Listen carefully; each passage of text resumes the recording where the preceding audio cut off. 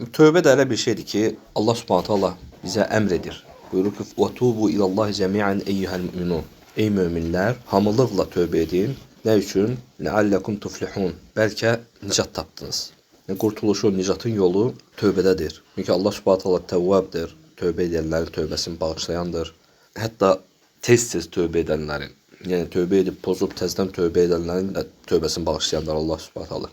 Və tövbə qapıları daim açıqdır. Nə qədər ki, insan bezməz, Allah Subhanahu taala da tövbələrini qəbul etməkdən bezməz. Necə ki, hədisdə Peyğəmbər sallallahu əleyhi və səlləm buyurur ki, Adəm övladı bezmədikcə Allah da bezməz. Tövbələrdən bezmədikcə, usanmadıqca Allah Subhanahu taala da tövbələri daim qəbul eləyər, daim qulun tövbələrinə baxar.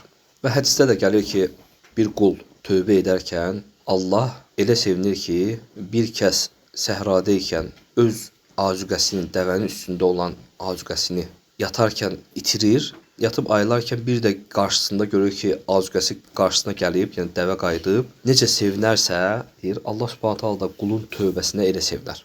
Təsəvvür elə, hər şeydən ümidi kesmisən, itirmisən hər bir şeyi, səhrada tək başlasan, ac, susuz, gün vurur başından, yuxulayırsan, ölüm yuxusuna gedirsən, yəni alın yoxdur da, başqa çarən yoxdur.